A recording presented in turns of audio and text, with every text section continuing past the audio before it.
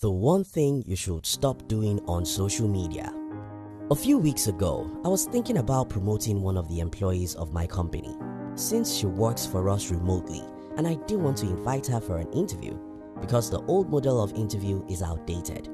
You see, people can tell you nice things during the interview, but there's a place where you can see them the real way they are, and that's on social media. What I did was very simple. I used one of our staff's Facebook profile to log into Facebook, since I don't use Facebook myself, and searched for her name. From there, I went through her posts and photos since about 2015 till date. In this video, I'll be sharing with you why I did this and the one thing you should stop doing on social media. If you are new here, consider subscribing so you won't miss other interesting videos like this. You see, about 1 decade ago, most of us lived with some level of privacy and secrecy.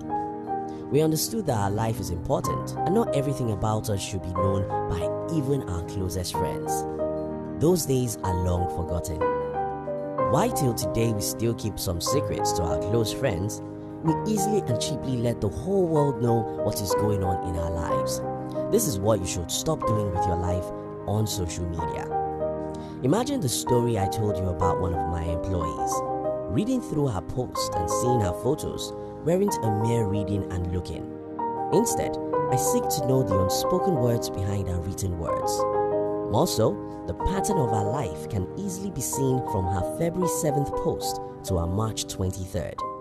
Without any training in criminology, you can easily see most people's life if you can simply take time to join their entire 1 year social media post and photos. If someone can join your January 15 post that reads, "Why do men behave like dogs?"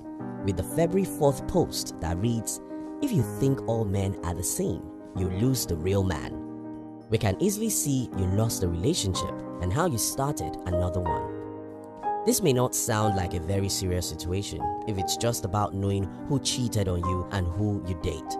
But take a moment to think about it.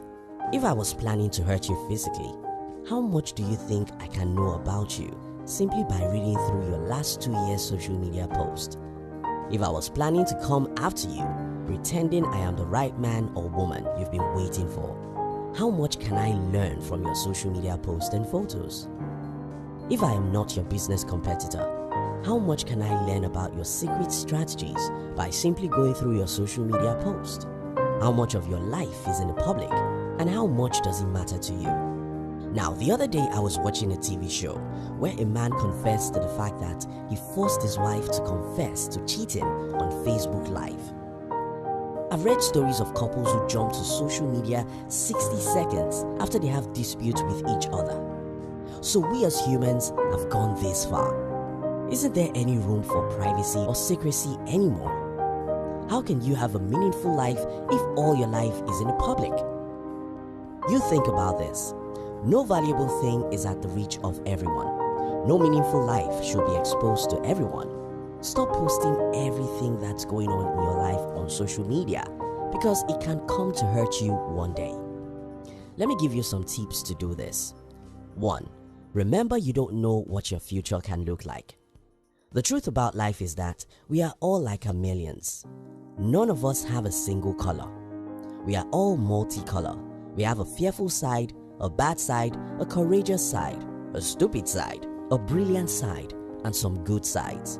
What we try to do from our day-to-day activities is to present to the world the kinds of sides we believe whoever we are dealing with will appreciate. What makes this very sensitive is that the outside world doesn't believe you should be a chameleon. The world wants you to be kind, nice, and brilliant all the time. But your selfies from every restaurant can easily show your insecurity, and you don't want an employer who is considering you for a promotion to know you are insecure, though a part of him is insecure as well. Think about one of the biggest scandals of Donald Trump's political life, the audio recording of him talking about how he maltreats women. That audio was recorded more than a decade before Trump contested an election.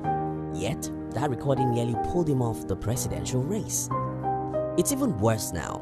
In those days when Trump said the stupid things he did, it was a very rare thing for your opinions to be documented. In our days, however, we voluntarily log into social media to document our lives, making it easy for anyone to copy and use it against us in the next 20 or 30 years.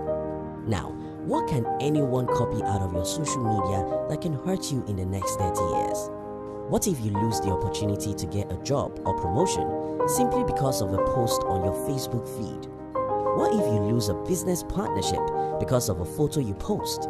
What if you lose a presidential election just because of something you wrote 25 years earlier? Is it really worth it? 2. Improve your self-esteem. The number one reason why we want the whole world to see us is because we don't have a mirror in our homes. So we want the world to see us and give us a feedback about how we look. Go and buy a mirror. That mirror is self-worth. If you have a very healthy self-esteem, you'll not need much of people's opinion.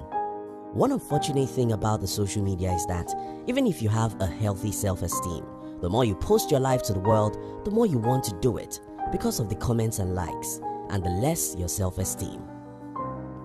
3. Give yourself a social media rule. I'm not making this video to discourage the use of social media. I'm only calling your attention for the excesses.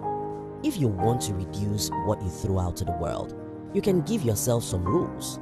For instance, you can decide never to write anything that can reveal some information about your private life or relationships.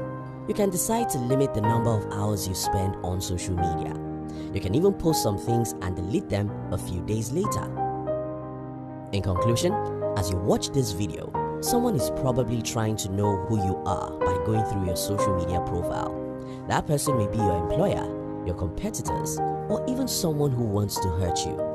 How much of your life is there in the public?